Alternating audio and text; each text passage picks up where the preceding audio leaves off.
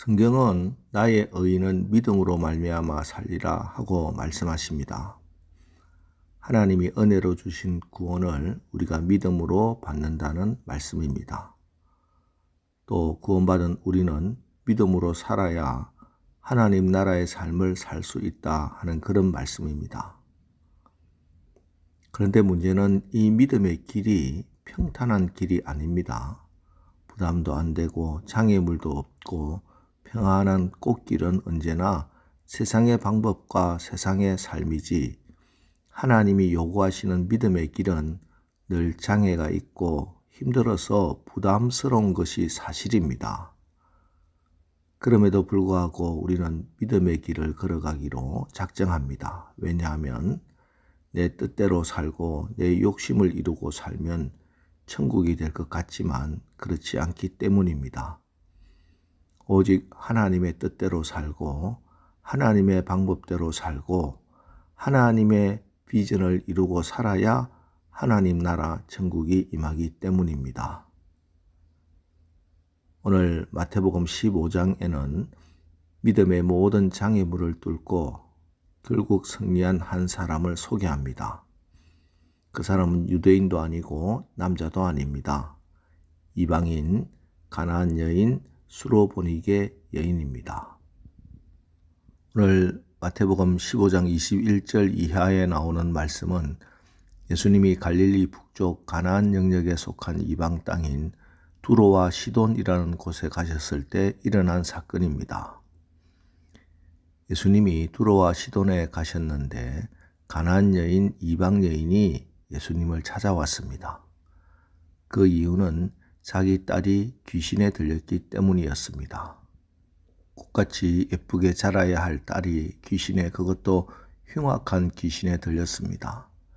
이 어머니는 딸이 나을 수 있는 길을 백방으로 힘써 찾아보았지만 딸의 병이 고쳐지지 않습니다. 그러던 중 예수님을 만나면 귀신이 두려워 떨며 도망가고, 걷지 못하던 자가 일어나고 보지 못하던 자들이 눈을 뜨고 죽은 자가 살아난다 하는 예수님에 관한 소식을 듣게 되었던 것 같습니다. 그래서 분명 이 여인은 예수님을 만나게 해달라고 간절히 기도했을 겁니다.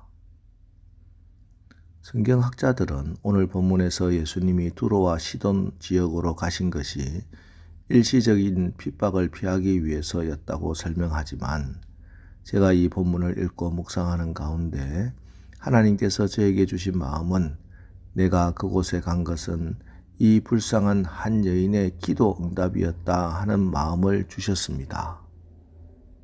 한 가련한 어머니의 주여 나를 불쌍히 여기소서 하는 이 간절한 기도에 대한 하나님의 응답이 우리 예수님의 발걸음을 이방 땅으로 옮기게 하신 것입니다. 여러분, 오늘 하루 또 이번 9월 한 달 여러분의 삶의 모든 문제 항복판으로 우리 예수님을 초청하십시오. 믿음으로 간절한 마음으로 주님께 기도하십시오. 우리 주님은 우리의 간절한 기도를 절대 외면하지 않으시는 자비하신 주님이시오. 또 우리 주님은 당신을 찾는 자에게 반드시 찾아오셔서 그 모든 문제를 해결해 주시는 전능하신 하나님이십니다. 주님이 오시고 성령이 임재하시면 하나님 나라가 그 가운데 임하고 모든 것이 회복되는 것입니다. 그런데 문제가 있습니다. 간절한 기도로 또 주님이 나의 딸을 낫게 해주실 줄 믿는 믿음으로 나간 이 길에 장애물이, 방해물이 있다는 것입니다. 예, 그렇습니다.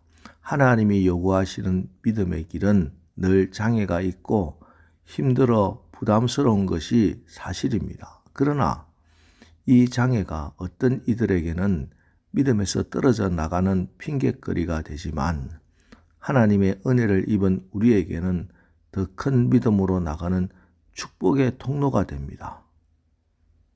오늘 이 이방 여인에게도 장애가, 방해가 있었습니다. 하지만 이 여인에게 이 장애물과 방해물은 주님으로부터 떠나는 핑계가 아니라 더욱더 주님께 가까이, 더 가까이 가게 했고, 마침내 딸의 병도 낫고 주님으로부터 놀라운 축복과 칭찬을 받는 주인공이 되었습니다.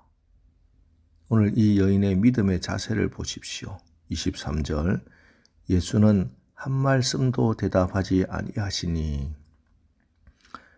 믿음의 결단을 하고 새벽 기도를 작정하고 작정 예배를 드리고 작정 헌금을 하고, 그런데 나의 삶에 그 문제 어떤 해결의 기미도 보이지 않습니다.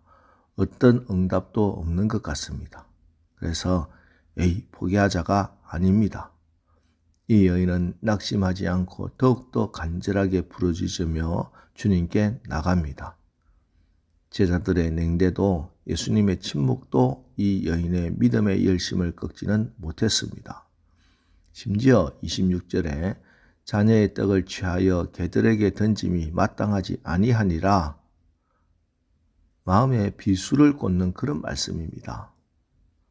상처는 꽃으로도 건드리지 말라 했는데 부부간에도 그냥 듣고 넘어가야지 절대 하지 말아야 하는 말이 있습니다. 그런데 오늘 이 여인에게 우리 주님은 늘 가슴 아프게 생각하던 자기의 깊은 상처, 뼈아픈 콤플렉스를 건드리시는 겁니다.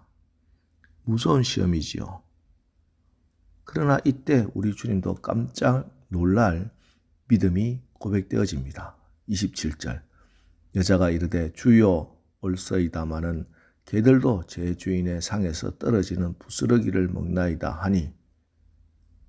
그랬더니 28절, 이에 예수께서 대답하여 이르시되 여자여 내 믿음이 크도다, 내 소원대로 되리라 하시니 그때로부터 그의 딸이 나으니라. 여자여 내 믿음이 크도다. 예수님도 이 여자의 믿음에 깜짝 놀라셨습니다. 예수님이 감동하신 믿음입니다.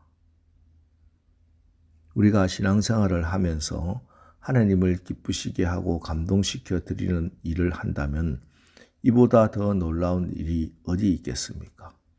우리 인생의 최고의 일이 될 것입니다. 그런데 여러분, 우리가 무엇으로 하나님을 기쁘시게 하며 우리 주님을 감동하게 할 수 있겠습니까?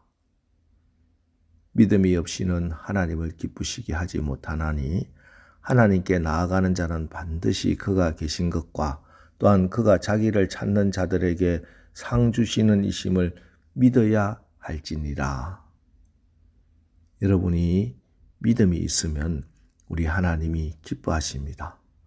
어떤 장애도 뚫고서 하나님 한 분만 바라며 낙심하지 않고 기도하고 또 기도하면서 낙심하지 않아서 결국에 응답을 받는 그 믿음을 가지고 주님 앞으로 나갈 때 주님이 감동하시는 것입니다.